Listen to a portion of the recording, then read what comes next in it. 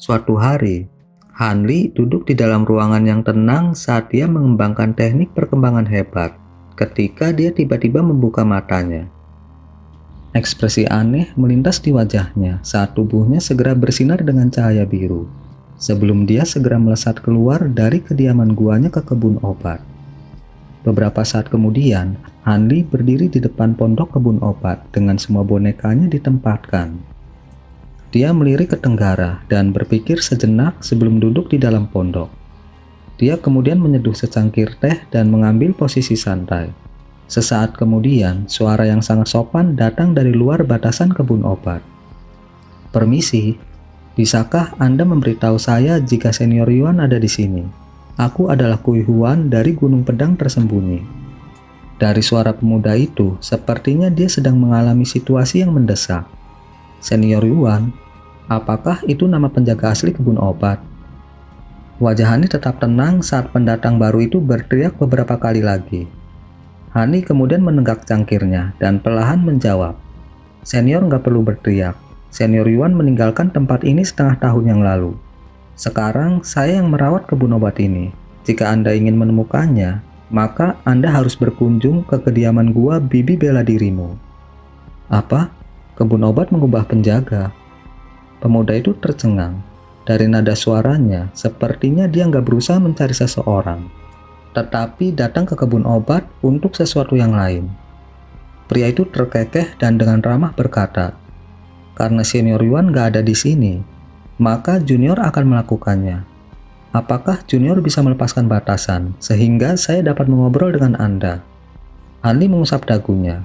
Dari betapa elegannya kata-katanya, dia nggak punya alasan untuk menolaknya. Setelah beberapa pemikiran, Hani berjalan keluar dari pondok dan mengeluarkan jimat komando kuning. Dengan kilatan cahaya, kabut yang mengelilingi taman obat mulai perlahan menghilang. Ini mengungkapkan seorang pemuda berjubah kuning yang berdiri di tenggara pembatasan. Pria itu memiliki mata sipit, alis tebal, dan hidung yang besar dan lurus. Kepalanya juga sedikit lebih kecil dari biasanya. Meskipun penampilannya nggak bisa dikatakan jelek, itu agak lucu. Kultivasinya hanya di lapisan ke-9 pemunihan Qi, agak lebih rendah dari kultivasi yang ditampilkan Hanli. Nggak diketahui bagaimana orang ini bisa memasuki sekte awan melayang. Saat Hanli sedang memeriksa penampilan pemuda itu terkekeh dan berjalan ke kebun obat. Dia dengan antusias berkata, "Jadi Junior adalah murid dari Gunung Musim Semi. Wajahmu cukup asing. Apakah Anda murid baru? Dalam hal ini, saya benar-benar dapat dianggap senior Anda." "Nama saya Han. Saya memasuki sekte awal tahun ini. Senior pastilah murid brilian dari Gunung Pedang Tersembunyi." Hani menarik pandangannya dan tersenyum. "Jadi Junior Han, saya Kui Huan dari Gunung Pedang Tersembunyi. Saya mengurus ladang binatang roh terdekat bersama dengan beberapa senior lainnya. Junior harus berkunjung jika menemukan kesempatan. Meskipun kultivasi saya nggak terlalu tinggi, saya telah berada di sekte selama 8 tahun dan mengetahui banyak hal di sekte awan melayang bersama dengan berbagai murid dari 6 gunung. Jika ada sesuatu yang membuat Anda nggak yakin, jangan ragu untuk bertanya kepada saya." Pria itu berbicara dengan elegan sepanjang jalan. Hanli samar-samar tersenyum. Pria fasih itu mengingatkannya pada sempoa kecil dari sekte 7 misteri bertahun-tahun yang lalu. Dia juga fasih, lancar dalam menjalin hubungan, dan menyatakan dirinya sangat berpengetahuan. Mereka jelas orang yang sama. Meskipun Hanli menganggap ini lucu, dia nggak bermaksud jahat kepadanya. Dia menyilangkan tangannya dan berkedip bertanya, "Terima kasih banyak atas kebaikanmu. Namun, bolehkah saya bertanya apakah saudara Kui memiliki masalah mendesak untuk datang ke sini?" Kui Huan mengungkapkan sedikit rasa malu dan ragu-ragu sejenak.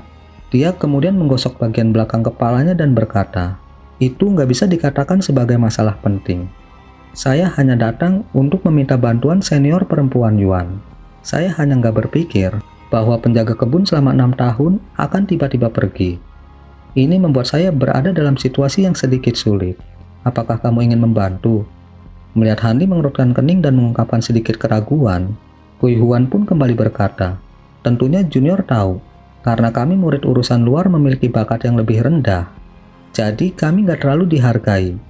Alat sihir dan pil obat sekte secara alami nggak akan jatuh ke tangan kami. Batu roh yang diperoleh dengan susah payah selama setahun, bahkan nggak cukup untuk membeli beberapa pil obat perkembangan kultivasi. Karena itu, saya bersama banyak saudara bela diri lainnya pergi ke rawa jalur hijau terdekat dan menangkap beberapa hewan langka kecil rubah awan salju untuk dijual di pasar. Rubah awan salju ini bukan binatang iblis, tetapi fisik mereka yang mungil, penampilannya yang menggemaskan, dan memiliki kecerdasan seperti manusia, membuat mereka banyak diminati oleh murid perempuan sekte.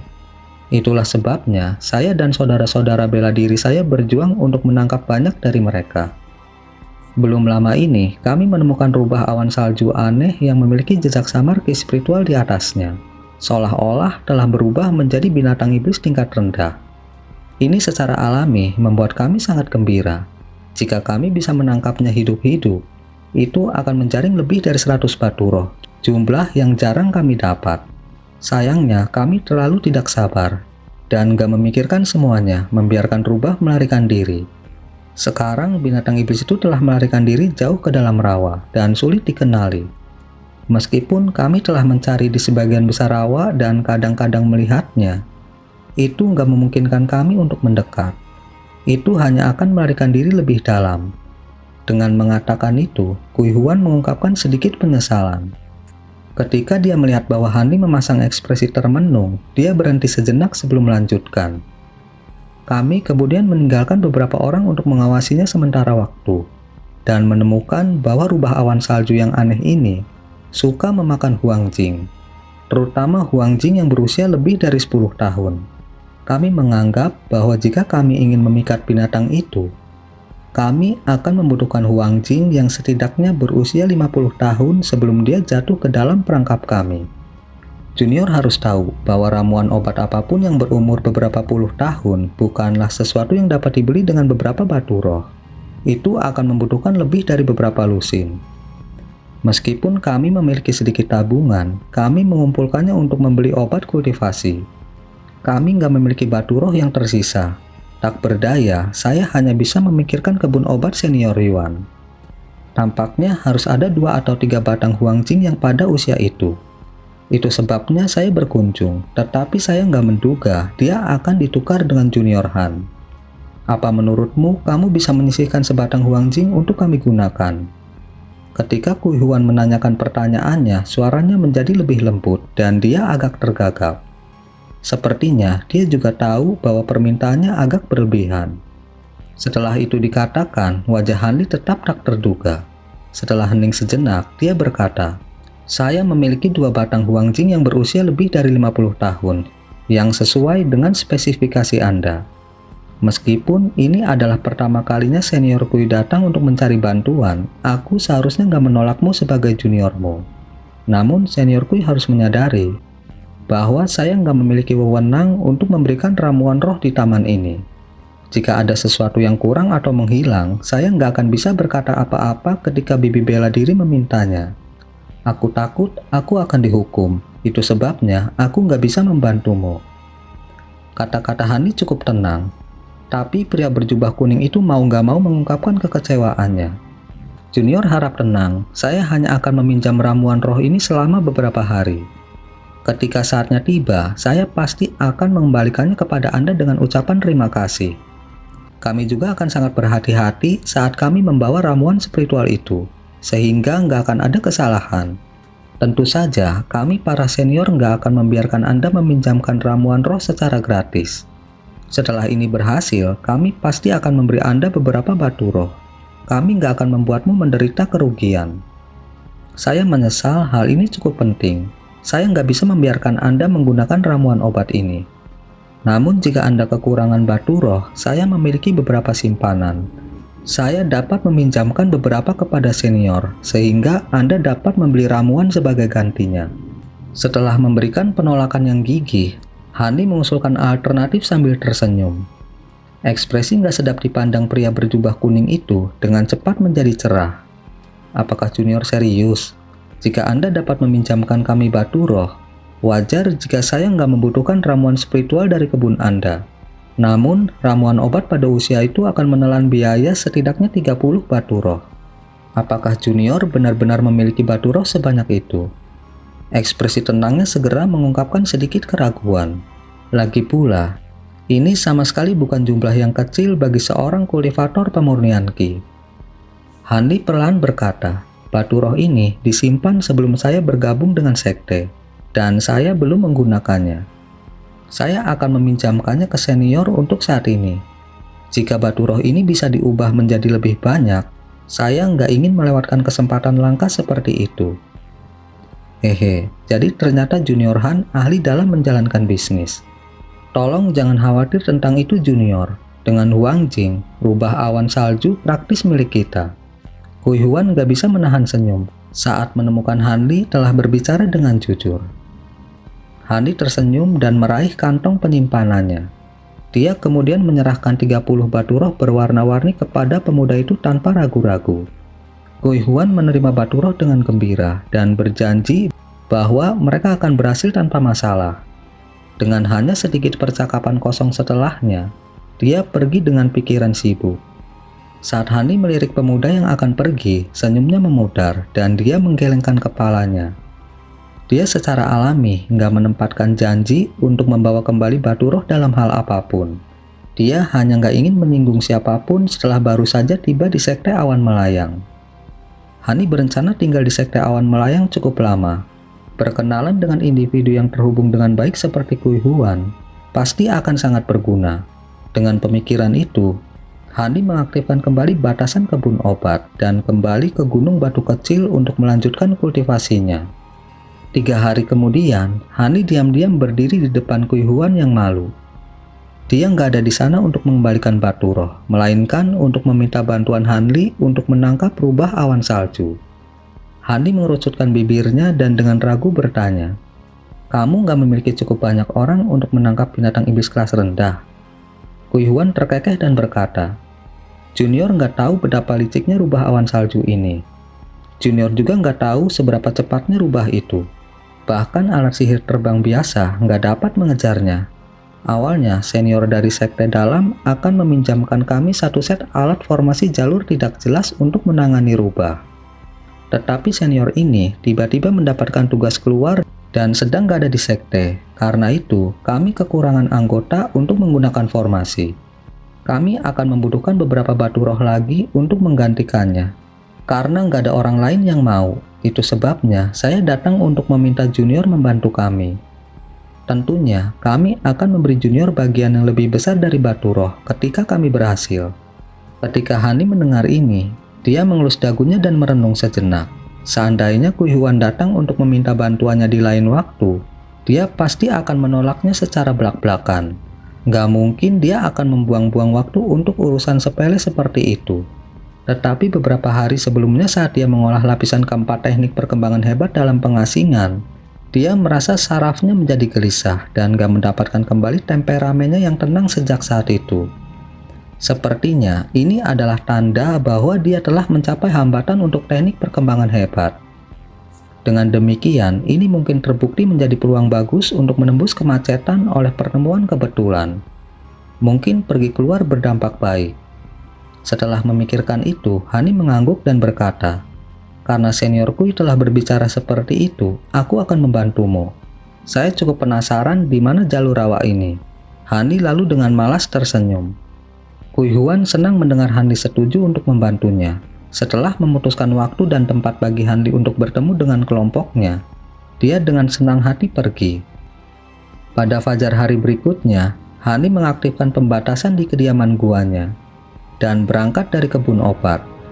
Dia kemudian dengan tenang terbang menuju tempat pertemuan yang disepakati dengan alat sihir pedang terbang. Itu cukup lucu, dia belum pernah menggunakan alat sihir terbang sejak dia mencapai tahap formasi inti. Sudah bertahun-tahun sejak terakhir kali dia menggunakannya.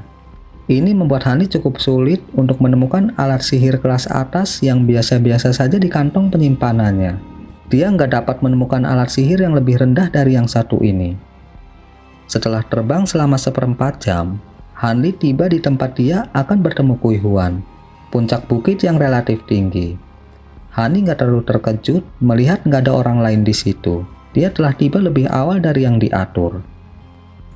Hanli dengan santai menemukan sebuah batu besar yang bersih dan duduk bersila di atasnya sebelum bermeditasi dan berjemur di ki spiritual surga bumi di dekatnya.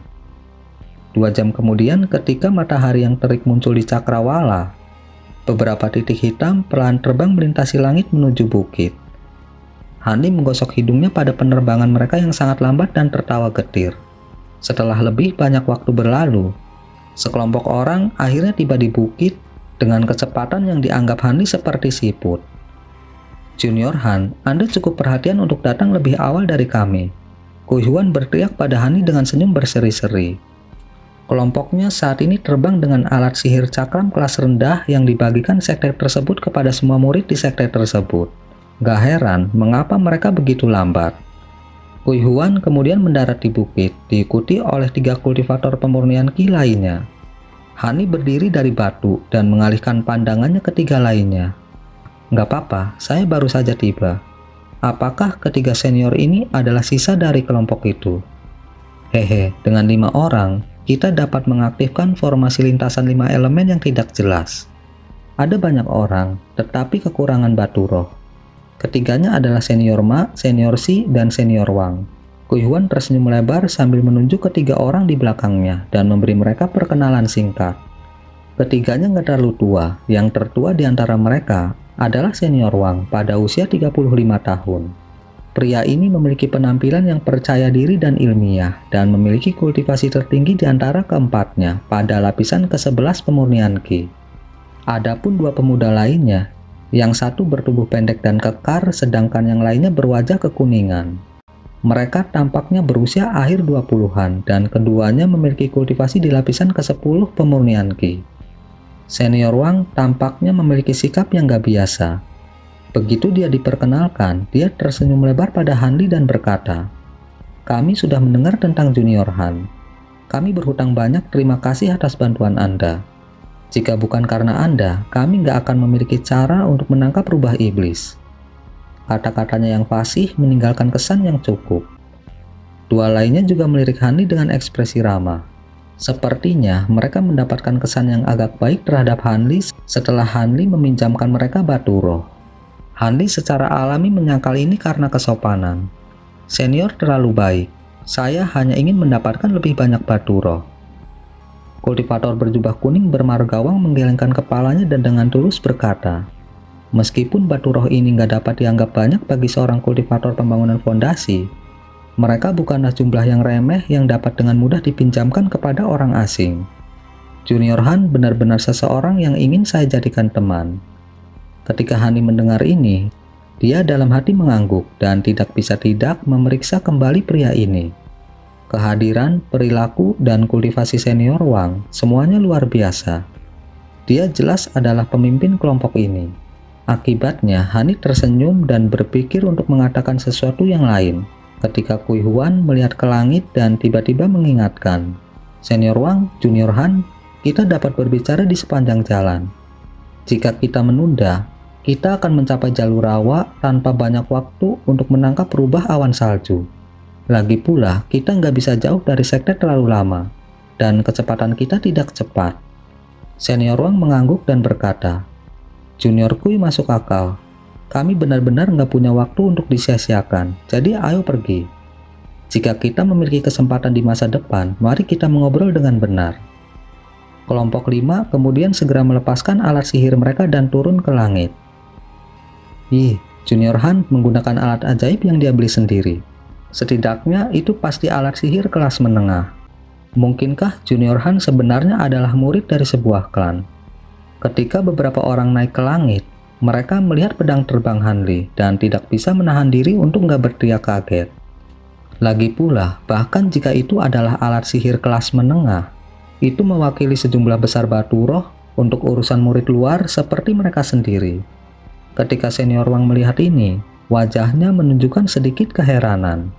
Meskipun dia nggak mengatakan apa-apa, ekspresi aneh melintas di matanya.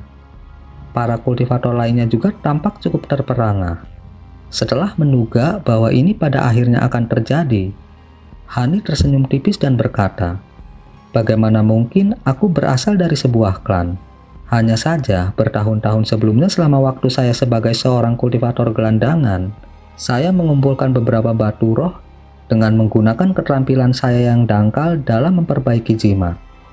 Jika bukan karena itu, saya nggak akan mampu dengan murah hati meminjamkan begitu banyak batu roh kepada seniorku.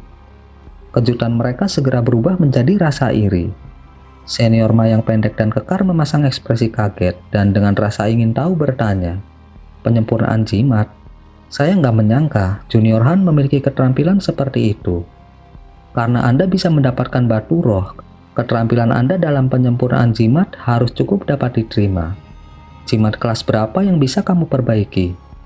Hani dengan acuh tak acuh menjawab, "Saya kebanyakan memperbaiki jimat kelas rendah. Meskipun ada 2 jimat kelas menengah yang bisa aku sempurnakan, tingkat keberhasilannya agak buruk."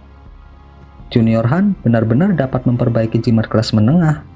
Senior Wang sangat tersentuh dan mau nggak mau melirik Hani lagi.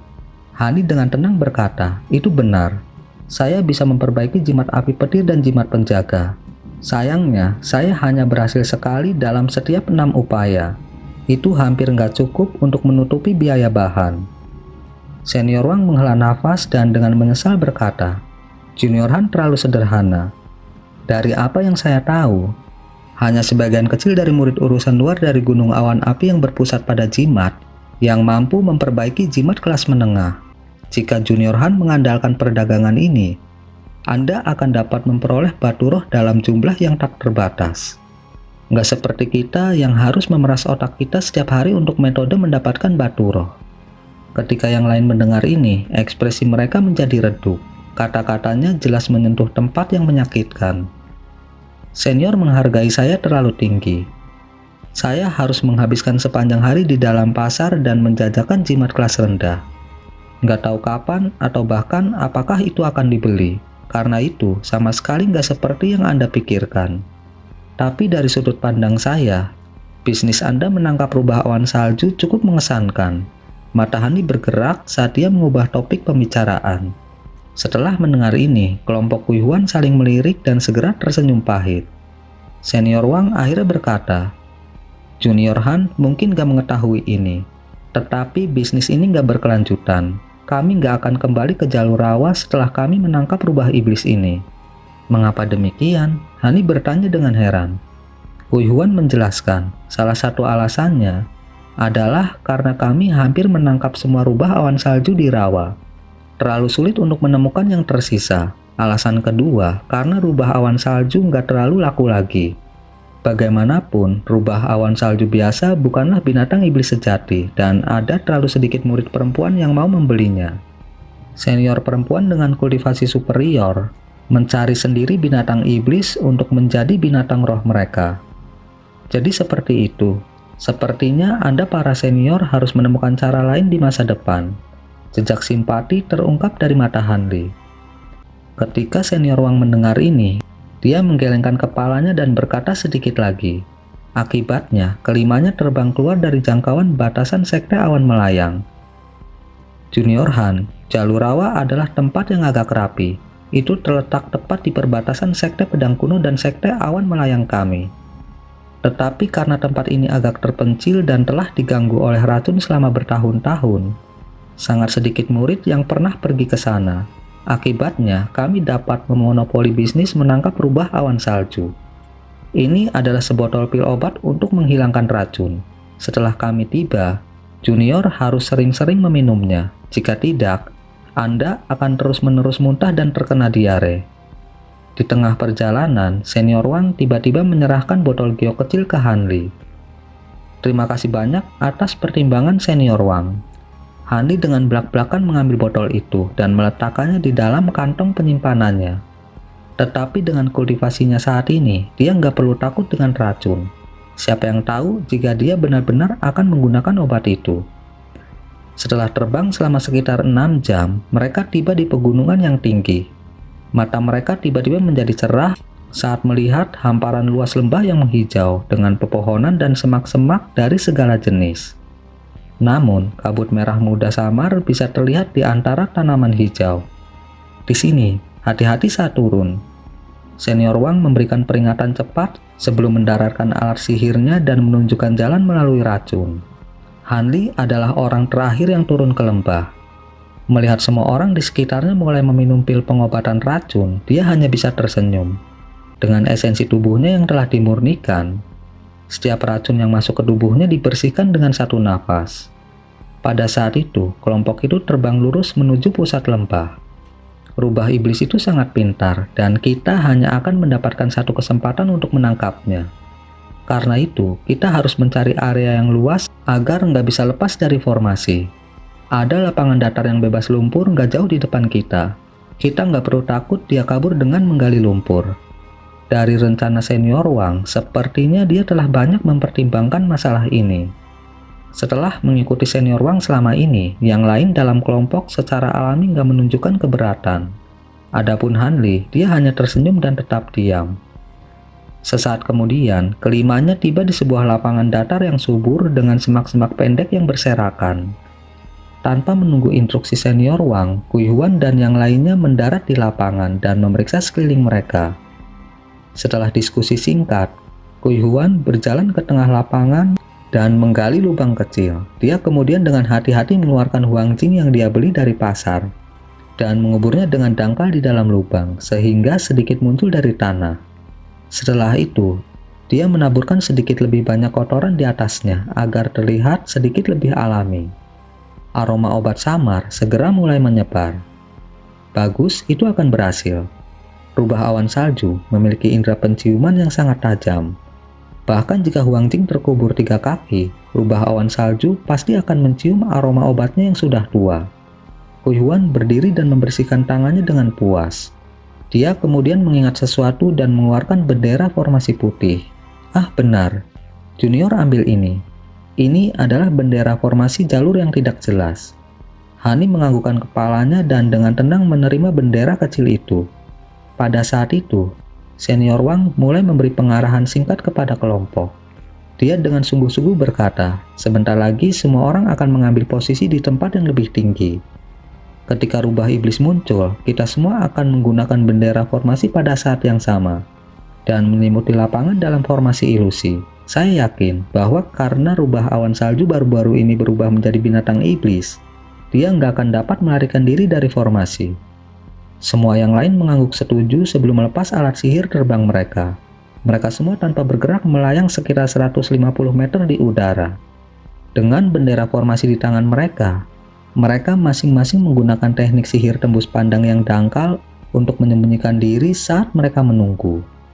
Karena ini melibatkan sejumlah besar batu roh, Kui Huan dan yang lainnya masing-masing tampak agak gugup saat mereka tanpa berkedip menatap ke bawah. Bahkan senior Wang memasang ekspresi muram saat dia menatap dalam-dalam. Sebaliknya, Hani adalah yang paling tenang di antara mereka. Dia memegang bendera formasi putih di satu tangan saat dia mengalihkan pandangannya ke sekeliling.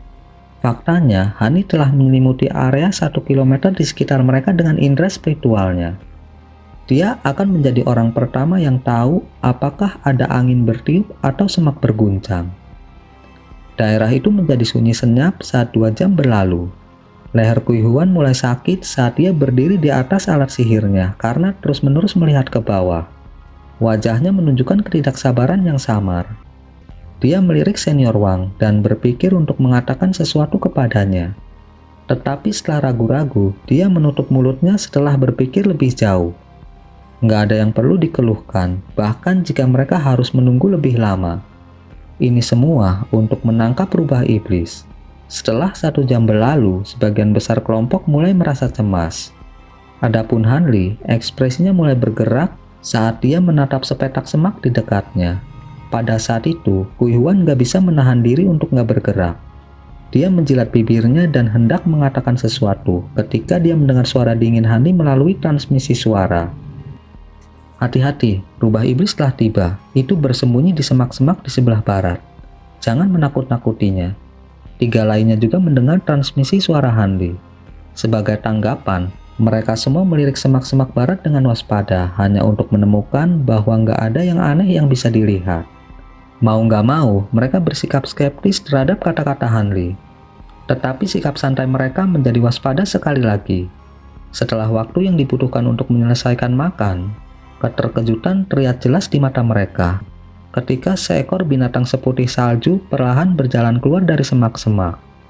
Dia memutar kepalanya dengan setiap langkah dan kumisnya sesekali berkedut dalam antisipasi penuh harapan. Itu sangat menggemaskan.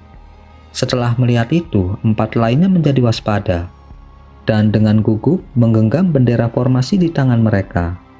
Rubah putih nggak melirik kelimanya. Setelah melihat bahwa nggak ada yang aneh di sekitarnya, dia tumbuh sedikit lebih berani dan mulai berjalan diam-diam ke arah Huang Jing.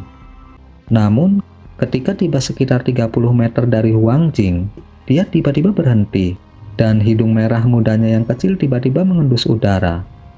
Jejak keraguan berkedip di matanya seolah-olah telah menemukan sesuatu. Adegan ini telah menyebabkan senior Wang kehilangan ketenangannya dan dia dengan keras berteriak, "Sekarang!" Bendera formasinya jatuh ke tanah dalam seberkas cahaya kuning. Ketika Hanli dan yang lainnya mendengar ini, mereka melemparkan bendera formasi tanpa ragu-ragu dan masing-masing mengucapkan beberapa mantra. 5 cahaya berbeda mulai bersinar dari bendera segera setelah mereka menyentuh tanah. Hamparan besar kabut kuning kemudian menyelimuti lapangan, menyegelnya dari segala arah. Formasi lintasan 5 elemen yang gak jelas telah mulai berlaku. Ketika rubah awan salju melihat ini, dia secara alami tahu bahwa dia terjebak. Dia segera melepaskan beberapa lolongan panik dan berubah menjadi kabur putih saat melesat ke kabut kuning dalam upaya untuk melarikan diri. Kelompok kultivator tampak agak lega setelah melihat ini, tetapi mereka belum santai. Formasi ilusi hanya mengubah arah rubah putih, sehingga berputar-putar dan tetap berada di dalam formasi. Para kultivator secara alami ingin menghabiskan tenaga binatang itu terlebih dahulu sebelum mereka mulai menangkapnya. Sekelompok orang tersenyum berseri-seri seolah-olah operasi ini telah berhasil. Setelah rubah kecil berlari di dalam kabut kuning, dia tiba-tiba kabur beberapa kali sebelum ambruk ke tanah. Itu gak lagi berdiri. Ketika yang lain melihat ini, mereka tidak bisa menahan perasaan takut dan saling memandang dengan cemas. Wajah senior Wang menjadi cemberut dan dia dengan tenang berkata, "Jangan lepaskan batasannya, kita akan terus menjaganya." Junior Ma turun dan lihat apa yang terjadi. Formasi lintasan tidak jelas hanya mampu menjebak, nggak menyebabkan kerusakan. Dari sifat licik rubah, kemungkinan besar dia hanya berpura-pura mati. Yang lain sangat lega setelah mendengarnya, dan pemuda bermargama itu turun tanpa berkata-kata. Hanli samar-samar menyeringai di tempat kejadian dan melirik ke bawah dengan senyum misterius. Senior Ma yang pendek dan kekar agak cepat. Setelah beberapa saat, dia telah memasuki kabut kuning dan beberapa langkah menjauh dari rubah. Dia dengan hati-hati meraih ekor rubah putih dan dengan berani mengguncangnya beberapa kali. Rubah putih itu nggak responsif, seolah-olah itu benar-benar mati. Akibatnya, pemuda bermargama merasa sedikit panik dan segera menempelkan telinganya ke dada binatang itu. Segera setelah itu, senior Ma dengan bingung berteriak dari dalam kabut. "Senior, cepat turun. Tubuh rubah iblis ini sedingin es. Mungkin jantungnya telah berhenti karena ketakutan." "Mustahil." Senior Wang nggak bisa membantu tetapi mengubah ekspresinya. Kui Huan dengan gugup berkata, "Senior, mari kita lepaskan formasi mantra dan lihat lagi. Kekuatan spiritual kita nggak dapat mempertahankan pembatasan lebih lama lagi." Kultivator bermargasi tetap diam, tetapi sedikit kekhawatiran muncul di matanya. Binatang iblis itu nggak akan bernilai banyak jika mati. Setelah beberapa saat ragu, senior Wang menganggukkan kepalanya dan berkata, "Baik, kami akan melepaskan formasi mantra, karena Junior Ma telah meraih binatang roh itu." Ketika Hanli mendengar ini, dia dengan tenang mengusap dagunya. Tapi dia nggak menunjukkan perlawanan sedikit pun.